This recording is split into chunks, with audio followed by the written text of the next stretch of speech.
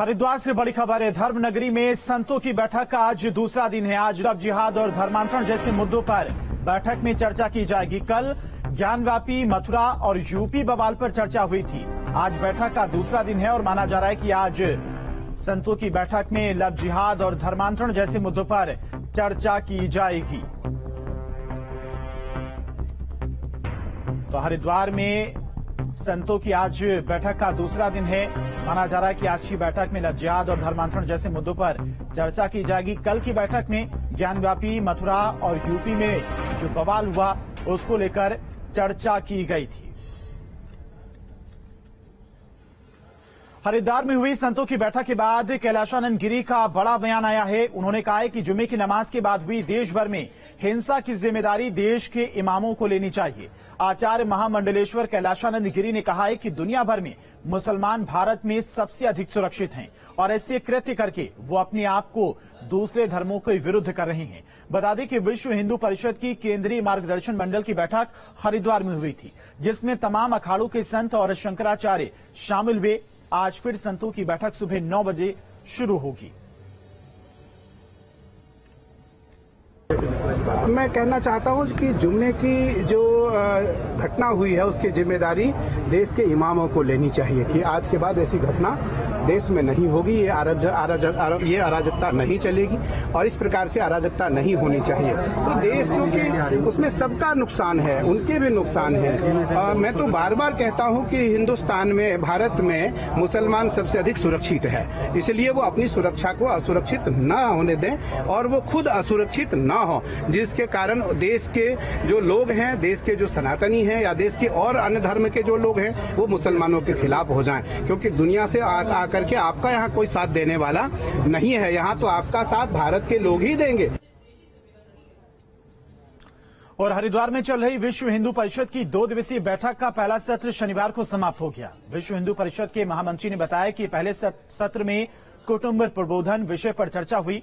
हिंदू समाज पर पश्चिमी सभ्यता के प्रभाव और उससे समाज में आ रही विकृति को कैसे रोका जा सके, इस पर भी चर्चा हुई और चिंतन हुआ। आज की बैठक में ज्ञानव्यापी मथुरा और उत्तर प्रदेश में जुमे की नमाज के बाद हुई हिंसा पर भी चर्चा हुई। आज होने वाले दूसरे सत्र में लव जिहाद, धर्मांतरण और मंदिरों पर सरकारी कब्जे के संकट के विषयों पर चर्चा की जाएगी। दूसरा सत्र आज सुबह 9 बजे शुरू होगा।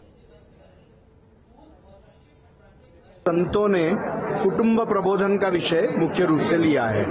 हिंदू समाज में पश्चिमी भोगवाद के सारे प्रभाव से क्या हिंदू संस्कारों का क्षरण हो रहा है, तो उससे समाज की रक्षा कैसे करना, यह एक चिंतन का विषय आज तक उसमें पूज्य संतों ने मार्गदर्शन किया। कल धर्मांतरण का जो ईसाई मिशनरी और लव जिहाद के माध्यम से बहुत बड़ा संकट है उसके बारे में और मंदिरों की सरकारी कब्जे से मुक्ति, ऐसे अन्य भी अनेक विषय यह कल आएंगे। कल सुबह 9 बजे से यह सत्र पुनः प्रारंभ होगा। जो हिंसा चल रही है उसके बारे में तो संतों के मन में कष्ट ही है। देखिए, कोई भी घटना यदि कहाँ होती है तो लोगों ने कानून के मार्ग से चलना चाहिए। रास्ते के ऊपर उतरकर हिंसा करने का अधिकार किसी को भी नहीं है और स्वयं न्यायाधीश बनने का अधिकार भी सामान्य समाज को नहीं है। और इसीलिए मुसलमानों के माध्यम से जिस तरह का तांडव कल हुआ है उसके बारे में आक्रोश है। तो विश्व हिंदू परिषद की तरफ से 2 दिवसीय ये सभा बुलाई गई है। कल ज्ञानव्यापी मथुरा समेत कई मुद्दों को लेकर इस बैठक में संतों की तरफ से चर्चा की गई और माना जा रहा है कि आज दूसरे दिन सत्र में लव जिहाद, धर्मांतरण जैसे तमाम मुद्दों को लेकर चर्चा की जाएगी।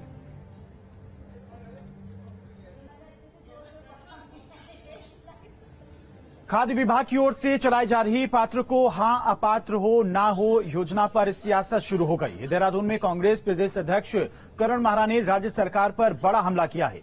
करण माहरा ने बताया कि सरकार जनता को गुमराह कर रही है। पहले जनता को फ्री राशन बांटने की बात कही थी, अब उनके मुंह से निवाला छीनने का काम किया जा रहा है।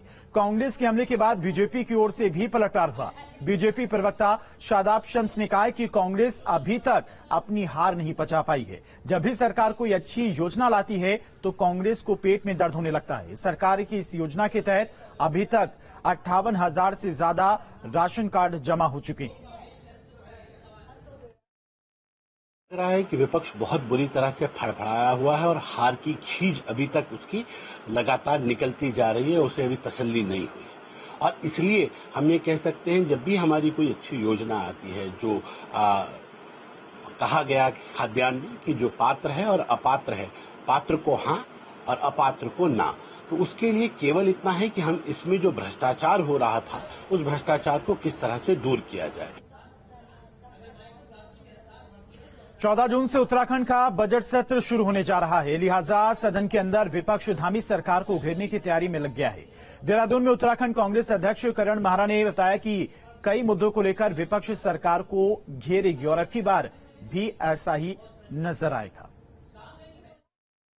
ने सरकार को पूरा दबाव में रखा था, चाहे वो कोविड जांच का विषय रहा हो, कुंभ में घोटाला जो हुआ, चाहे वो NH 74 के आर्बिट्रेशन के मामले हो, चाहे वो तराई बीज निगम का मामला हो, चाहे वो जिला विकास प्राधिकरण के मामले हो, चाहे वो पुलिस पे ग्रेड के मामला हो, चाहे ओल्ड पेंशन स्कीम के मामले हो, चाहे गोल्डन कार्ड के मामला, आप सब लोग इस चीज के होगा। हमने किसी मामले में सरकार को नहीं छोड़ा और उस समय में 11, आज तो हम 19 हैं और ज्यादा तंग करेंगे और कांग्रेस पूरी ताकत से जिन विषयों को हमारे साथी विधानसभा में उठाएंगे, उनमें जो अति गंभीर विषय होंगे उनको लेकर हम सड़कों में भी आंदोलन करेंगे।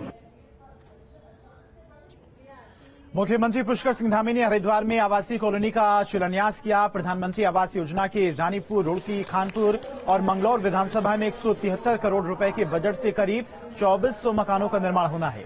साल 2025 तक सभी विधानसभाओं में मकान बनकर तैयार हो जाएंगे। सीएम धामी ने कहा कि प्रधानमंत्री आवास योजना के तहत पूरे उत्तराखंड में करीब 20,000 लोगों को लाभ होगा।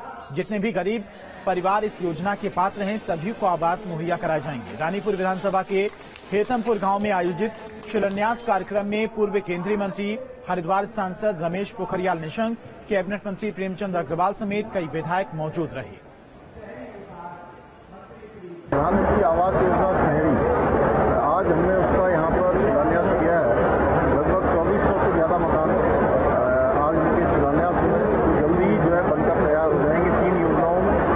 और इस प्रकार की योजना के तहत पूरे प्रदेश के अंदर अभी अनेकों स्थानों पर 20,000 से भी ज्यादा मकान हमारे गरीब परिवारों को दिए जा रहे हैं और जिनके भी जो भी पात्रता में उसमें आते हैं, जो भी गरीब परिवार हैं, उन सभी को इस योजना से आच्छादित किया जाएगा।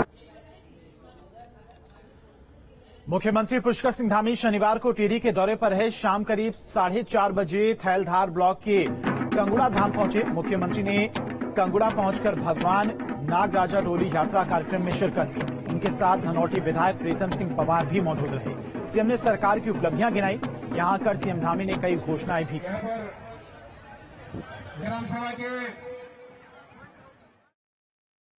इंदिरा कटखेत मोटर मार्ग का डामरीकरण द्वितीय चरण का किया जाएगा।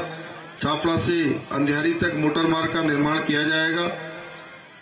कांगड़ा पंपिंग जल योजना के निर्माण के लिए भी कार्य किया जाएगा।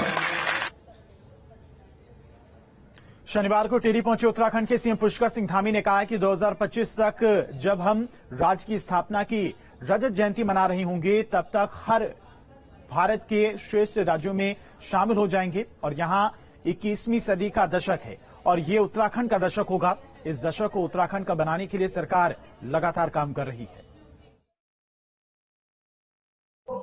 आने वाला दशक उत्तराखंड का दशक होगा।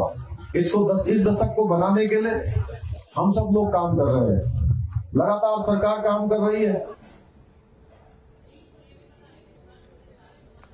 देहरादून में सिनेमा हॉल पहुंचकर सीएम धामी ने अक्षय कुमार की फिल्म सम्राट पृथ्वीराज देखी। वहीं इस दौरान सीएम धामी ने क्या कुछ कहा है, सुनाते हैं आपको।